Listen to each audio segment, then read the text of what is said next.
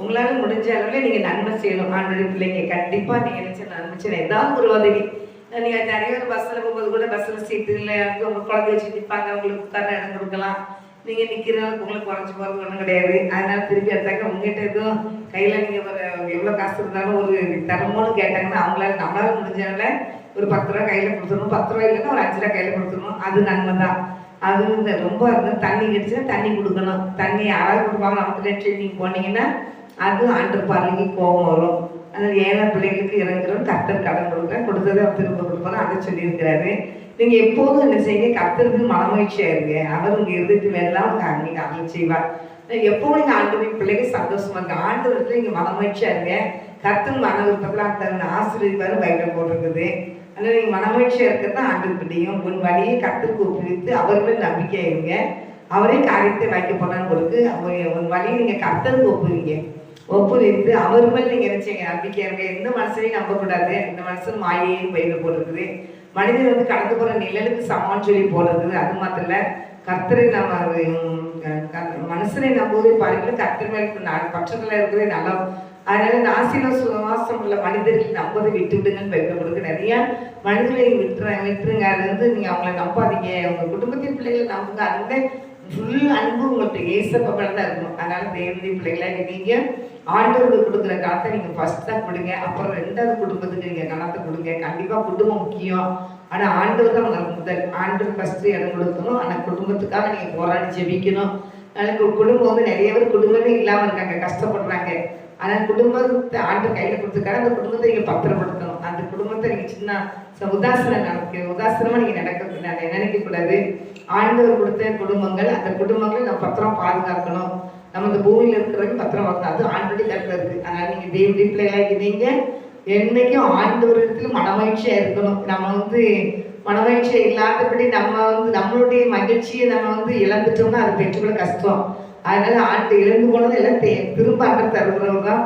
எந்த காரியங்களாம் நீங்கள் என்னென்ன காரியத்தில் உங்கள் மகிழ்ச்சி இழந்திருக்கிறீங்களோ அந்த காரியத்தில் ஆண்டவர் சமத்தில் சொல்லி உங்களுக்கு ஆண்டவர் உணர்த்துவார். எந்த காரியம் சொல்லி உணர்த்துவார். அந்த காரியங்களை ஆண்டவர் சமத்தில் வச்சு நீங்கள் ஆண்டவர்கிட்ட கேட்கும்போது ஆண்டவர் எல்லாம் உணர்த்துவார். அப்போ நீங்கள் அதெல்லாம் என்ன செய்யணும், ஆண்டவர் இந்த காரியத்தை செய்து தவறு, இந்த காரியத்தை செய்து அவருன்னு சொல்லி உங்களுடைய பாவங்களை அறிக்கை செய்யணும்.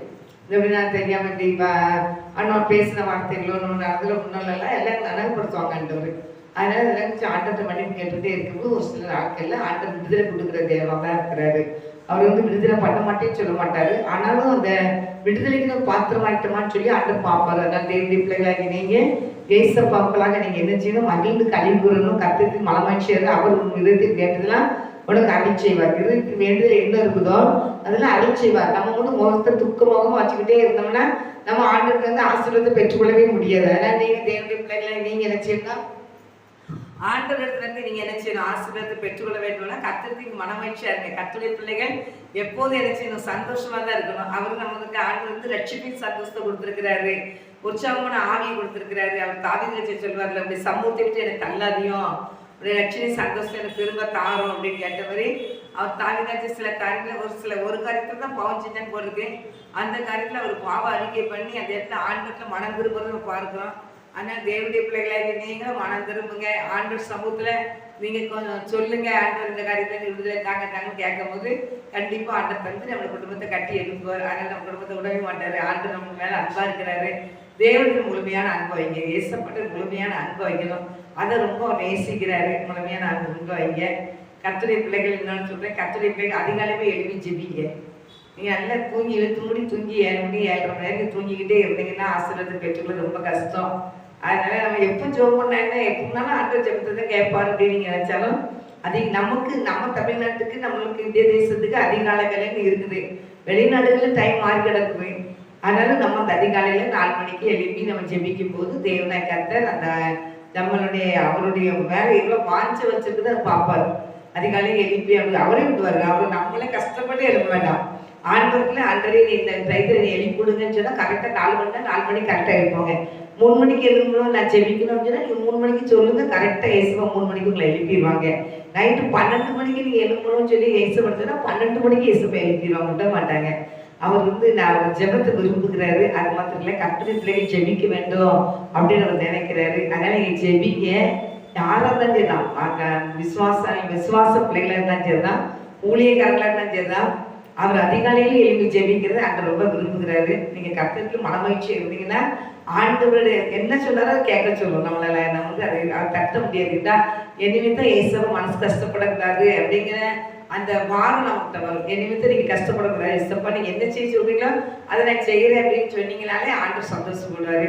அதனால் நம்மளை தான் ஆண்டு அவர் அடிக்கப்பட்டு இந்த சிலுவை சுமந்து படாபாடு பட்டு மதிச்சு உயிரோடு எழுப்பியிருக்கிறாரு.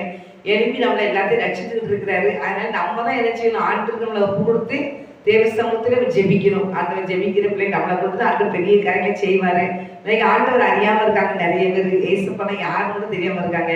அவங்களாம் ரட்சிக்கப்படணும்னு ஆண்டவர் நம்ம அதிகாலையை எழுப்பி கர்த்தருடைய சமூகத்துல அவங்களெல்லாம் விற்கிறதுக்கு அடிப்பட்ட மக்கள்லாம் தேவ சமூகத்துல கொடுத்து ஜெபிக்கும் போது கர்த்தர் அவங்களை விடுதலை பண்ணுகிற தேவனா இருக்கிற நம்ம கட்டப்பட்ட பிள்ளைகளாகவே நம்ம இருக்கக்கூடாது. கட்டுல நம்ம வெளியே வரணும். அந்த எல்லா மக்களுக்காக ஜெபிக்கணும். மன மகிழ்ச்சியா இருங்க. கர்த்தர் என்ன சொல்றாரோ அதை செய்யுங்க. உங்க மன விருப்பத்தெல்லாம் கர்த்தர் நிறைவேற்றுவார். கர்த்தர்களை ஆசீர்வதிப்பாராக. ஆமென். கண்கள் முடிச்சு போய் அன்பு தகப்பனே, இந்த வேலைக்காக நன்றி அப்பா. உடைய பிள்ளைகளுடைய சத்தியத்தை கேட்டு காலையில எழுப்பி தகப்பனே சோத்தை எப்பொழுதும் உடைய சமுத்திர மன மகிழ்ச்சியா இருக்கட்டையா, சந்தோஷமா இருக்கட்டையா, வழியப்பா உடைய சமுத்திர ஒப்பு கொடுக்கட்டேப்பா. உண்மை நம்பி நன்மை செய்யட்டும்பா. அன்றைய சத்தியத்தை நேரம் கிடைக்கும்லாம் வாசிக்க ஜெபிக்கிறேன். கர்த்தர் செய்ய போற கிருபைக்காக நன்றி சொல்றேன். ஆசீர்வதிங்க தகப்பனே, நீர் ஆசீர்வதிங்க. ஒவ்வொரு குடும்பத்தையும் ஆசீர்வதிங்கப்பா. அதிகாலையிலே எழுப்பி விடுங்க ஏசப்பா. உடைய பிள்ளைகள் அதிகாலையில் எழும்பட்டுப்பா. விசுவாச பிள்ளைகளா இருந்தாலும் மொழியும் சிற பிள்ளைகளா இருந்தாலும் அதிகாலையே எழுப்பி என் கர்த்தரை தேடட்டுப்பா. அப்படியே கர்த்தரை தேடுகிறதுக்காக நன்றி சொல்றேன். ஆசீர்வதிங்க. இயேசுவி நாமத்தினால ஜெபிக்கிறேன் நல்ல தகப்பனே. ஆமென். நாத்துமாவே கர்த்தரை சோதரி, முழு சாமத்தை சோதரி, நாத்துமாவே கர்த்தரை சோதரி. கர்த்தர் செய் சகல உபகாரங்களை மறவாதே. ஆமென், ஆமென், ஆமென். ஹல்லேலூயா, ஹல்லேலூயா, ஹல்லேலூயா. கர்த்தர் ஆசீர்வதிப்பாராக. ஆமென்.